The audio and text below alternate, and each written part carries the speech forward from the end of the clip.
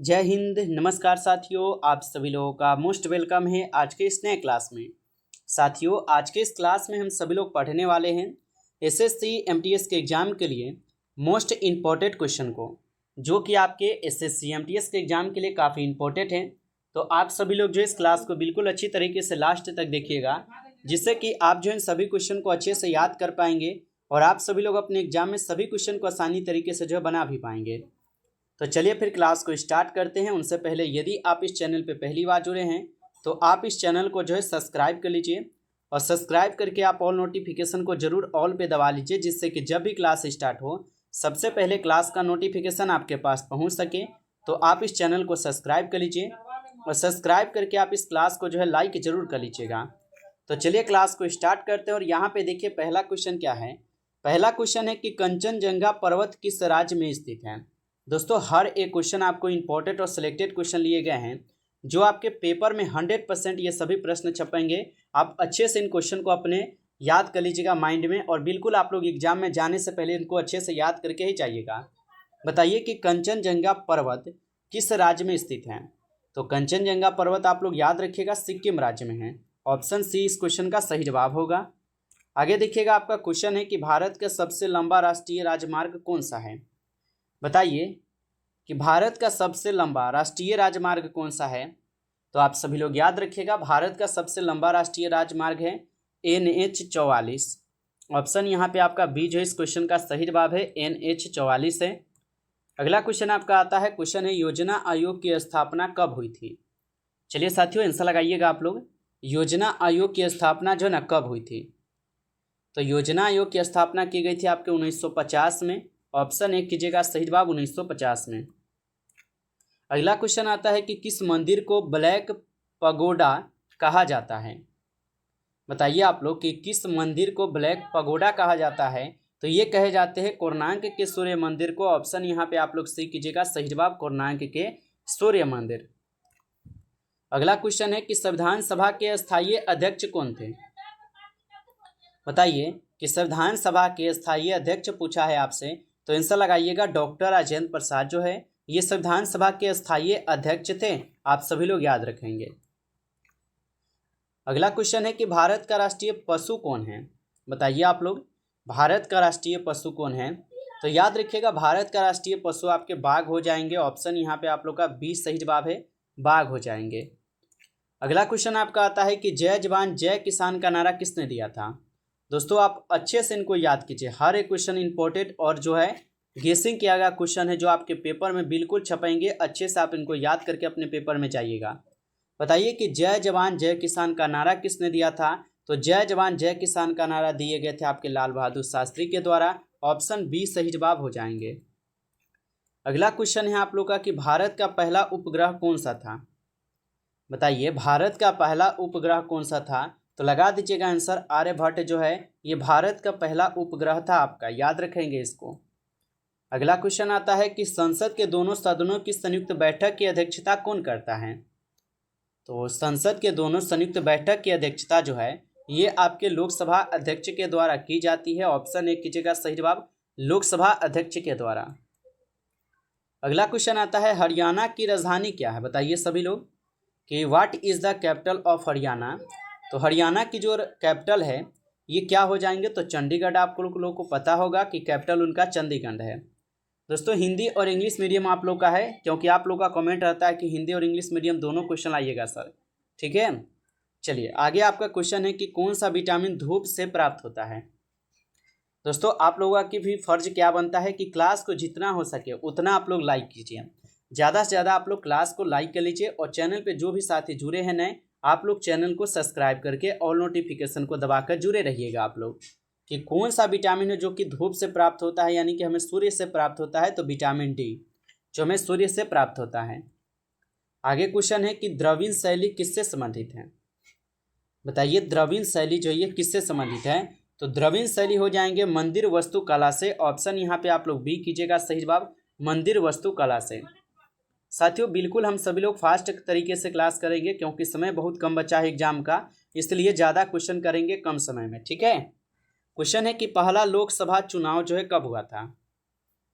तो पहला लोकसभा चुनाव कब हुआ था। तो याद रखेंगे पहला लोकसभा चुनाव हुए थे 1951 से 1952 में। ऑप्शन बी यहाँ पे सही जवाब है, 1951 से 1952 में।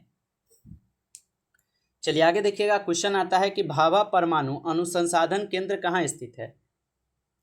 तो भाभा परमाणु अनुसंधान केंद्र जो है ये स्थित कहाँ पर हो जाएंगे, तो आप सभी लोग याद रखेंगे भाभा परमाणु अनुसंधान केंद्र है आपके मुंबई में। ऑप्शन ए कीजिएगा सही जवाब, मुंबई में। अगला क्वेश्चन आता है कि महाबलीपुरम किस राज्य में है। बताइए कि Mahabalipuram is in which state. तो महाबलीपुरम हो जाएंगे आपके तमिलनाडु में। ऑप्शन ए कीजिएगा सही जवाब, तमिलनाडु में है। अगला क्वेश्चन आपका आता है, क्वेश्चन है कि 3 बंदर किसके प्रतीक है। तो 3 बंदर जो ये किसके प्रतीक है, तो याद रखेंगे 3 बंदर जो है ये महात्मा गांधी जी की जो है ना शिक्षाएं थी। ऑप्शन यहाँ पे आप लोग का क्या है, बी सही जवाब है, महात्मा गांधी जी की शिक्षाएं। आगे देखिएगा, क्वेश्चन आता है चोल वंश का प्रसिद्ध राजा कौन था। तो चोल वंश का जो प्रसिद्ध राजा था ये कौन था, तो याद रखिएगा यह आपके राजराज चोल हो जाएंगे। जिनका भी ऑप्शन बी यहाँ पे है उनका सही जवाब है राजराज चोल हो जाएंगे। चलिए आगे देखिएगा, आपका यहाँ पे क्वेश्चन आता है कि राष्ट्रगीत के रचयिता कौन है। बताइए कि राष्ट्रगीत के रचयिता कौन है। तो याद रखेंगे आप लोग राष्ट्रगीत के रचयिता हो जाएगा आप सभी लोग का बंकिम चंद्र चट्टोपाध्याय, जो कि ऑप्शन यहाँ पे आप लोग का बी सही जवाब है, बंकिम चंद्र चट्टोपाध्याय। अगला क्वेश्चन है कि कौन सी नदी दक्षिण गंगा के नाम से जानी जाती है। तो कौन सी नदी है जो कि दक्षिण गंगा के नाम से जानी जाती है, तो ये गोदावरी नदी हो जाएंगे। ऑप्शन यहाँ पे आप लोग बी कीजिएगा सही जवाब, गोदावरी नदी। अगला क्वेश्चन है कि भारत का पहला महिला राज्यपाल कौन थी। तो भारत की जो पहली महिला राज्यपाल थी आप लोग याद रखेंगे सरोजिनी नायडू हो जाएंगे। ऑप्शन यहाँ पे आपका बी सही जवाब हो जाएंगे, सरोजिनी नायडू। अगला क्वेश्चन आता है काजीरंगा राष्ट्रीय उद्यान किस राज्य में स्थित है। तो काजीरंगा राष्ट्रीय उद्यान किस राज्य में है, तो याद रखेंगे काजीरंगा राष्ट्रीय उद्यान असम राज्य में है। ऑप्शन ए जो है इस क्वेश्चन का सही जवाब है, असम राज्य। अगला क्वेश्चन आता है कि फ्लाइंग सिख किसे कहा जाता है। बताइए कि फ्लाइंग सिख किसे कहते हैं। तो फ्लाइंग सिख कहते हैं मिल्खा सिंह को। ऑप्शन ए जो है यहाँ पे सही जवाब है, मिल्खा सिंह, याद रखेंगे। चलिए आगे देखिएगा, आपका यहाँ पे क्वेश्चन है सिखों के अध्ययन को क्या कहते हैं। चलिए साथियों लगाइए, सभी लोग आंसर लगाइए, सब लोग का आंसर लगाइएगा तो देखेंगे हम क्लास के बाद किनका किनका आंसर आ रहा है। तो सिखों के अध्ययन को हम सब लोग क्या बोलते हैं, न्यूमिज्मेटिक्स बोलते हैं, जो कि हमारा ऑप्शन बी यहाँ पे है, न्यूमिज्मेटिक्स बोलते हैं। आगे देखिएगा, आपका यहाँ पे क्वेश्चन है संविधान के किस अनुच्छेद में राष्ट्रपति शासन का प्रावधान है। बताइए कि संविधान के किस अनुच्छेद में राष्ट्रपति शासन का प्रावधान है। तो ये आर्टिकल 356 में है। ऑप्शन यहाँ पे सी इस क्वेश्चन का सही जवाब हो जाएंगे। आगे देखिएगा, आपका यहाँ पे क्वेश्चन आता है कि पंचतंत्र के लेखक कौन है। बताइए कि who is the author of the Panchatantra. तो पंचतंत्र के जो है ना यहाँ पे लेखक पूछा है आपसे, तो लगा दीजिएगा विष्णु शर्मा हो जाएंगे, जो पंचतंत्र के लेखक थे पंचतंत्र के। अगला आपका यहाँ पे क्वेश्चन आता है 26 नंबर है कि मानव शरीर में सबसे छोटी हड्डी किस अंग में पाई जाती है। तो मानव शरीर में सबसे छोटी हड्डी किस अंग में पाई जाती है, तो ये आपके कान की हड्डी में जो सबसे छोटी हड्डी पाई जाती है। आप लोग अच्छे से इनको याद रखेंगे। अगला क्वेश्चन आता है कि निम्नलिखित में से चोरी चोरा एक्शन कब हुआ था। तो निम्नलिखित में से चोरी चोरा एक्शन जो 1922 में हुए थे। ऑप्शन यहाँ पे आप सभी लोग का डी सही जवाब है, 1922 में। अगला क्वेश्चन आता है निम्नलिखित में से दुनिया की सबसे लंबी पर्वत श्रृंखला कौन सी है। बताइए कि निम्नलिखित में से दुनिया की सबसे लंबी पर्वत श्रृंखला कौन सी है। तो ये आपके एंडीज हो जाएंगे। ऑप्शन सी कीजिएगा सही जवाब, एंडीज है। अगला क्वेश्चन आता है भारत के किस राज्य में रत्नागिरी बंदरगाह स्थित है। तो भारत के किस राज्य में रत्नागिरी बंदरगाह स्थित है, तो ये आपके महाराष्ट्र में है। ऑप्शन सी कीजिएगा सही जवाब, यहाँ पे महाराष्ट्र में है। चलिए आगे देखते हैं, अगला क्वेश्चन आप सब लोग देखिएगा। क्वेश्चन है कि कम ताप पर रासायनिक अभिक्रिया की दर हो जाती है। तो कब कम तापमान पर रासायनिक अभिक्रिया की दर जो है ना धीमी हो जाती है, जो कि ऑप्शन ए यहाँ पे सही जवाब है, धीमी हो जाती है, याद रखेंगे। आगे आपका यहाँ पे क्वेश्चन है निम्नलिखित में से इजराइल की संसद का नाम क्या है। तो निम्नलिखित में से इजराइल की संसद का नाम आपसे पूछा है, तो नेसेंट जो है ये इजराइल की संसद का ही नाम है।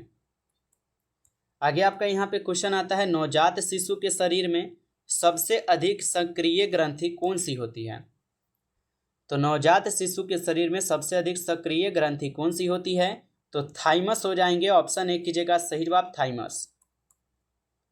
चलिए अगला क्वेश्चन आप लोग देखिएगा। क्वेश्चन है, निम्नलिखित में से औरंगाबाद का नया नाम क्या है?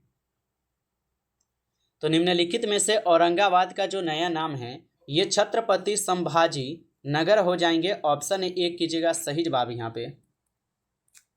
अगला क्वेश्चन है कि परमाणु के नाभिक में कौन से कण होते हैं?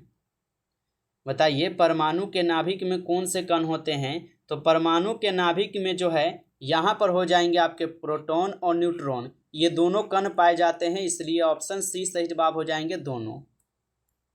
अगला क्वेश्चन आता है, भारत का कौन सा राज्य दाल उत्पादक में अग्रणी है राज्य है? तो भारत का कौन सा राज्य दाल उत्पादन में अग्रणी राज्य हो जाएंगे? तो आंध्र प्रदेश या मध्य प्रदेश होगा। तो मध्य प्रदेश आपका सही जवाब होगा, क्योंकि दाल उत्पादक में अग्रणी राज्य अगर देखा जाए तो ये मध्य प्रदेश ही है। आगे आपका यहाँ पे क्वेश्चन आता है, विश्व की सबसे बड़ी मीठे पानी की झील कौन सी है? मोस्ट वीवीआई ऑब्जेक्टिव क्वेश्चन ही ये सभी क्वेश्चन, जो एमसीक्यू इसको बोलते हैं हम सभी लोग ना, एमसीक्यू इसको बोलते हैं, याद रखेंगे।